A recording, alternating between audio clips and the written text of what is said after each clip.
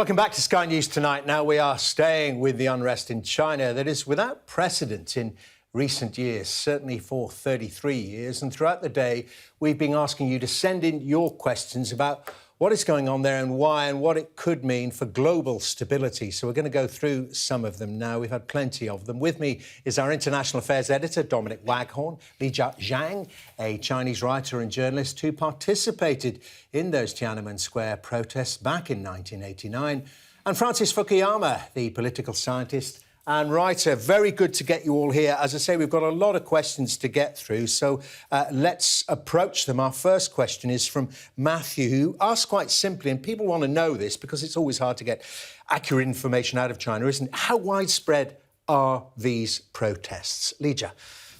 I think it's quite a widespread. I would say probably something like a dozen cities, including in Zhengzhou in central China, where hundreds of iPhone factory workers went to street to protest, and even they torn down the barricade.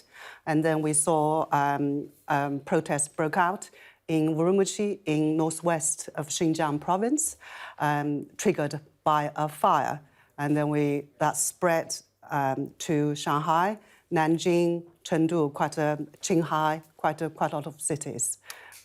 And Dominic, what are you hearing from journalistic sources? So the surprising thing about this is that it has been so widespread, because we've seen protests in China over the years. They do happen on mainland China. They tend to be small, they tend to be pretty localised, and they are easily dealt with because of that. And they're generally about very specific grievances. What's unexpected about these and what makes them really significant is they are widespread. They all sort of blew up out of nowhere in these cities across China, which seem to suggest a certain amount of national coordination, although it does seem to be spontaneous. And they're all about one thing, which is this national resentment about the zero COVID policy. So for all those reasons, they are a huge challenge to China's ruling Communist Party. Yeah, I will try to say I just really agree with you. So since 1989, there have been quite a lot of protest, but typically, for example, farmers went to protest, like Waghorn in 2012, protests against the land grab, or factory workers, again, Foxconn, the workers demanded better pay.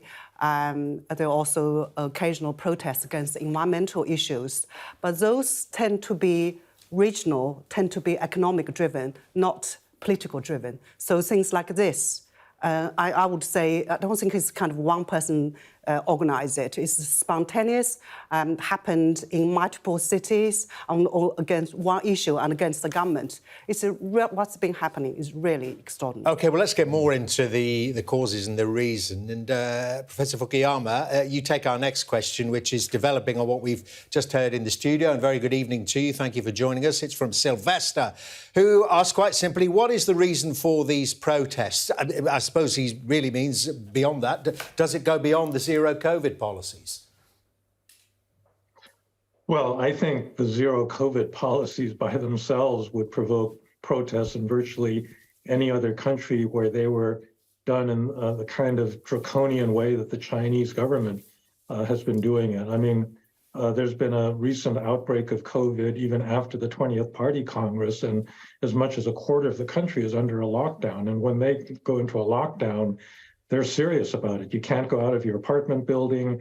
The lockdowns last for weeks at a time. You can't visit your relatives, your children. There's all sorts of issues about getting medicines and so forth. And so COVID by itself, I think, is plenty bad. I mean, the policy is plenty bad enough to explain why after this length of time, people are fed up with it. The other problem is that there doesn't seem to be any way out of this. The government doesn't seem to be interested in letting up. In a way, it can't let up because people are not vaccinated, and they really do worry about the disease getting out. And, the frequency of the lockdowns has been increasing over time rather than decreasing. And when people saw the way that fans could interact at the World Cup, I think it drove home to them how terrible their own situation was. Lijia, just on that issue of lockdowns, did people in China initially, they did, didn't they, just go along with it? As in countries around the world, in our very own country, people accepted the lockdown. This is very interesting. I just recently wrote an article to look at how the COVID policy changed people's perception and the trust and faith in the government. I would say until about 1 year ago, vast majority of Chinese accepted, and they believed that the Chinese government behaved very quickly and the situation under control. They accepted that, but then we saw in Shanghai they had this prolonged lockdown, and and then the rest of the world returned to normal, and China still have to endure this excessive lockdown. And one thing is that I want to point out is that the local officials, they have been competing in coming out excessive ways to show their loyalty to Xi Jinping. For example... Finding new ways to impose lockdowns and restrictions? For example, in Xiamen, they even tested fish, prawns, squid. I mean, this is ridiculous. And just before the party congress, in 2 cities in central China's Shanxi province, they went to lockdown. There was not even a single case. So they just want to make sure. Mind you, we got to cats and mink in Europe as well. Dominic, you wanted to say? Yeah, I mean, I think it's a sign of, as Lijia was saying, that each party secretary had to kind of out-tough the next one, didn't he, to show off his anti-COVID credentials to Beijing. And as you were saying, there's now this sense of, well, as Professor Fukuyama was saying, there's a sense of where do we go from here? The government doesn't seem to have a way out of this. And there's a real sense, I think, amongst the Chinese that the rest of the world is leaving them behind. And the big case in point is what they've been seeing on their television screens. The World Cup. So the World Cup, they're seeing these crowds in football stadiums without masks, sitting amongst each other, apparently, not fearful of catching the virus. And actually, Chinese TV has been censoring it, giving it a bit of delay, and then replacing the crowd shots with close-ups of referees and players. So if you're in Shanghai or Zhengzhou or someone, you've been stuck at home and you've been told this is for your own good, and trust the government, we've got it, don't worry, we've got your backs, we have a world-beating solution to this. If you're then seeing what's going on in Qatar, then the penny is dropping, that this isn't working. How interesting. And that's I think, is fueling the Let's get into some more of the politics, because we want to hear from Francis Fukuyama at this point. And this is a question from our viewer called Jacob, asking this: are the protests then, as we look into the politics of it, specifically against Xi Jinping or against, more broadly, the Communist Party rule of the country? Are they focused on the leader or more on the system? Well, I'm not sure that you can distinguish between the two.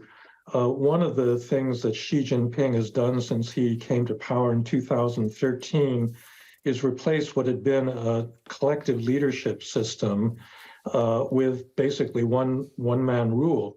I think that, before 2013, you need to get consensus within the standing committee of the Politburo to make a decision.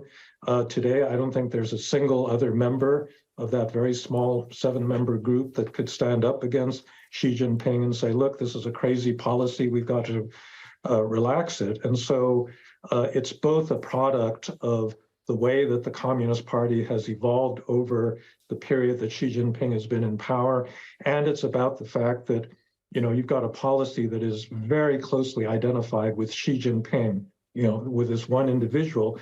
And I think it makes it very difficult for him to back down and admit that he was wrong about this after having invested so much of his own prestige in zero COVID. Fascinating, Professor Fukuyama. This then follows directly into our next question from Luke, asking, is this the most significant protest in China since Tiananmen Square? We've been mentioning that in our introduction. And what response can we expect, therefore, from Xi Jinping and the CCP in the hours, days and weeks ahead? Now, of course, Lijia, you were involved in the Tiananmen protests. Do you see parallels coming in terms of the crackdown, the treatment of the protesters? Yes, I do. I mean, in 1989, that was started by students in Beijing, but grew to be a national movement. I was factory worker in Nanjing. I organized a large protest among factory workers. And at that time, I remember we were singing the national anthem, the one line particularly, rise up, those who do not want to be slaves, which has been chanting recently. Yes, so yes, I do. And in terms of the crackdown, because we all remember those dreadful pictures, what we could see of the crackdown in Tiananmen Square. Do you think that may be a route that Xi Jinping goes down? I think it can go both ways. Either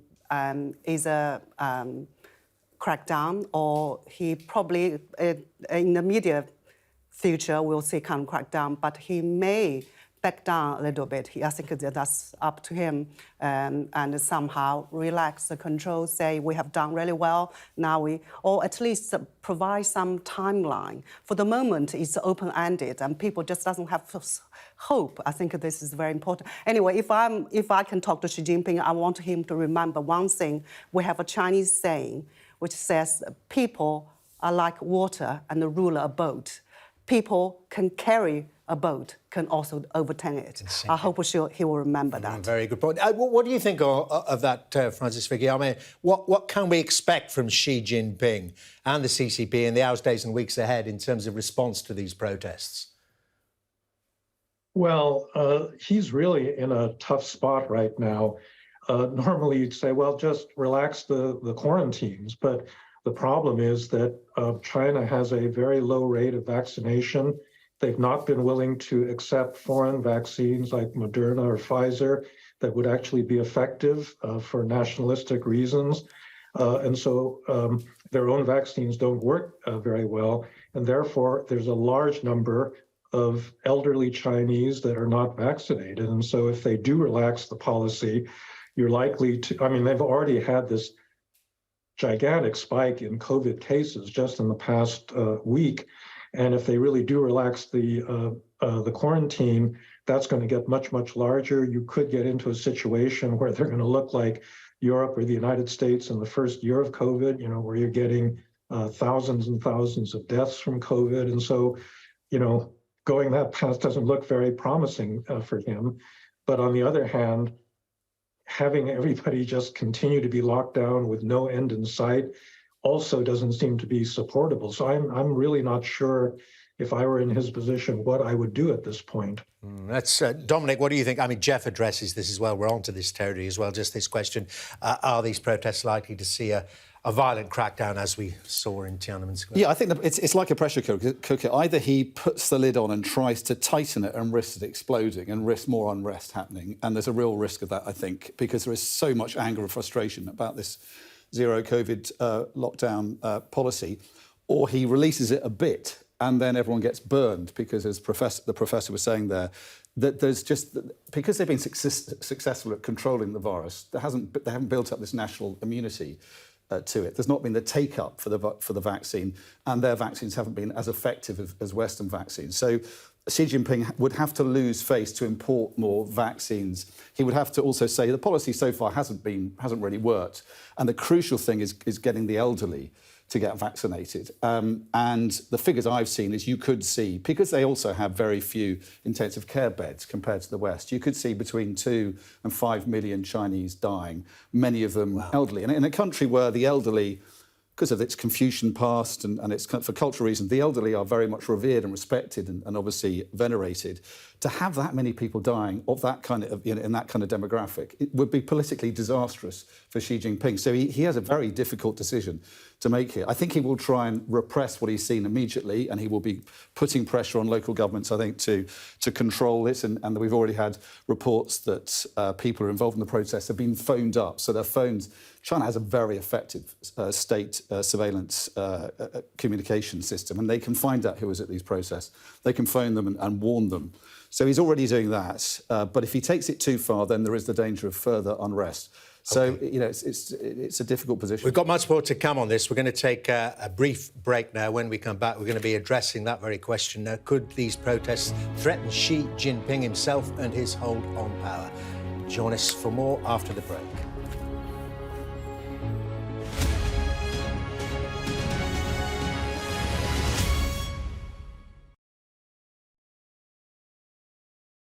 Quite a few weeks ago, operators started to talk to me and say, well, we're really busy coming up to Christmas. Like the escalating cost, electricity bills, oil in the fat fry at the moment is more expensive than unleaded petrol. So it looks busy, but actually our profits are really, really low. We've not had the last Christmas or the Christmas before that because of the pandemic. And come January, people were saying we're going to have to shut. And I was thinking, well, what can we do here in Greater Manchester? What kind of intervention is there? I came up with the idea and I presented it to the gaffer, Andy Burnham, who backed it straight away. And I was like, look, here in Greater Manchester, let's create something called Give the Gift of Going Out. So your local family-run restaurant, your local family-run pub, your local theatre, your local gig venue, why not create an experience? Or why not get a voucher or make a booking and take your uncle out for a pint or for a meal? It's really working. The public have got behind it. And the best thing about this is, when you hand that gift over in January, you will probably use it. When you hand it over at Christmas, you'll probably use it in January. And that is the quietest period of the year for hospitality. And that's the period where the staff get the least hours. So it's a win-win-win for everybody across the board. Let's just put it in a Christmas card or something. I've got a booking on January the 13th at such and such a venue. I've made it for 7 o'clock. I want to take you out for a meal. And I know that the cost of living is coming in. I get that. But, this is Christmas. And if you can afford 10, 20 quid or whatever towards that gift, support your local hospitality venue because if we don't do that, once they're gone, our high streets are going to look completely different, and we need to do our bit. This is the fifth biggest sector in the UK, and I personally think those bigger chains that have the banks and the shelves behind, they'll always be here, but it's those smaller family-run independents that we really need to protect, and this is making a difference in Greater Manchester.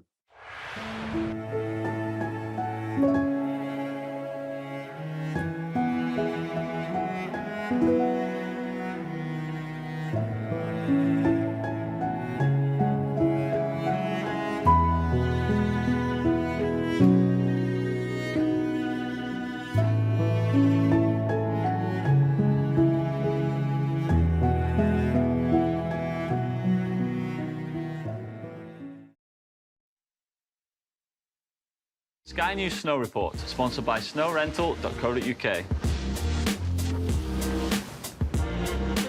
Online ski hire in Europe.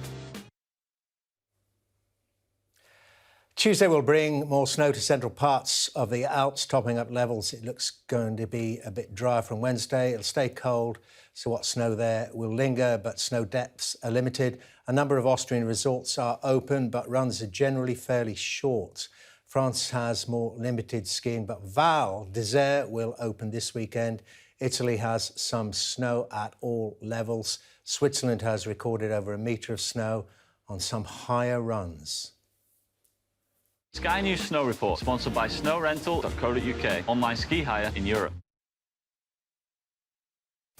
Right, well, after the skiing, let's get back to some serious stuff. Sky News, where we've been answering your questions about the unrest in China. Let's continue with it. As you know, there have been widespread protests caused by the COVID lockdowns, and in particular, Lijia, a fire that took place in a block of flats, and people believe...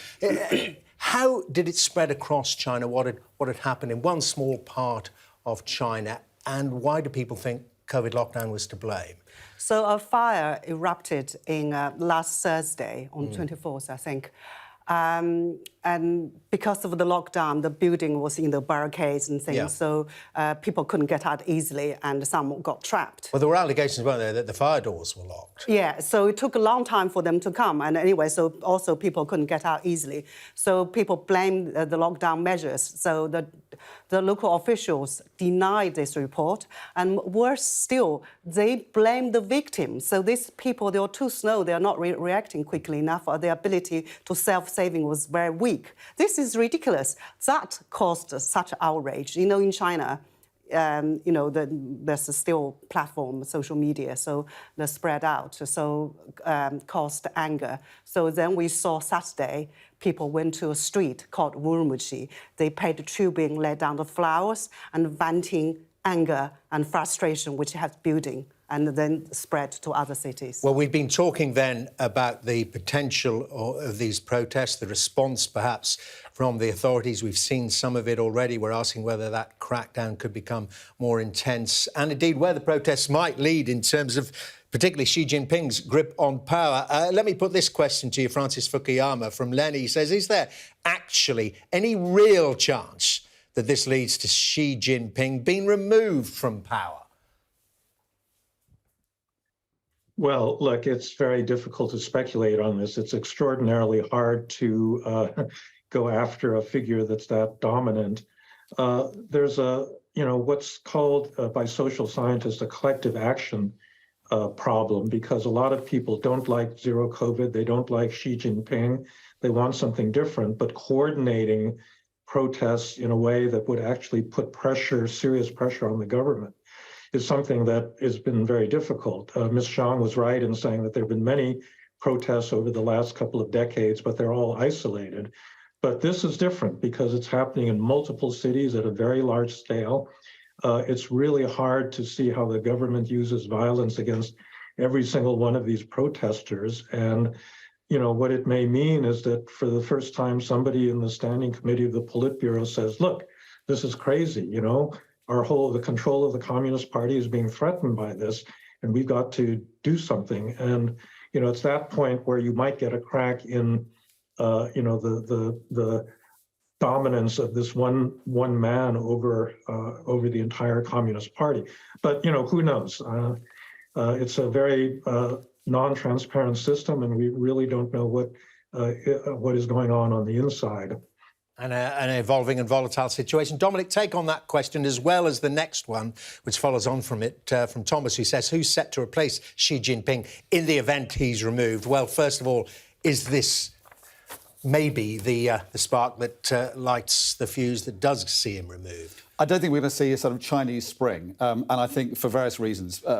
Most importantly, Xi Jinping has, and it's important to stress, he's really entrenched himself in a position of a sort of unassailable authority. In the past, a Chinese president would rule for 2 terms, and it was a rather effective way of sort of keeping continuity but evolving and learning from the mistakes of the previous president. He's now entrenched himself in a position in the last Congress where he's now he now has a 3rd term and will go on indefinitely. So he's sort of back to where Mao was, a kind of communist emperor, and he is renewing that kind of imperial sense of Chinese leadership.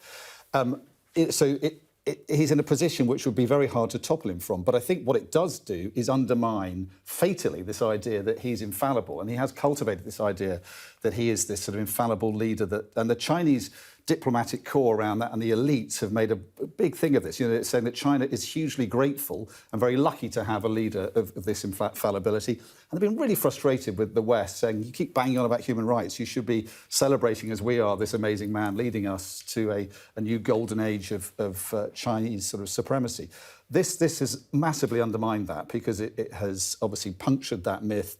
It has exposed this zero COVID policy as being completely flawed. And for the first time, we're seeing the people out on the streets demanding reform and change, but also, in a few isolated cases, demanding the government to stand down. OK, that is the question that may be the last one we've got time to address, but it's hugely important. It's from Stanford, who articulates it this way. What would be a successful outcome from these protests, Lijia? Would it just simply be a relaxation of the zero COVID policy or something beyond that? I think Xi Jinping will be in a position to relax the policy without feeling losing face, because he can just say, look, he can declare victory. Look at China, how many people died? The percentage is really, really low compared to America, for example. I think he can certainly do that. OK, and Francis Fukuyama, your view on that, what would be a successful outcome from these protests? A relaxation in the policy and hopefully no violent crackdown on the protesters? Well, I suppose that would be the case. I think the question is whether this really does undermine that narrative that was referred to, that's kept Xi Jinping at the center of Chinese politics up to this point. And then in the longer term, there could be some shifts in the leadership that would, lead to a more liberal China.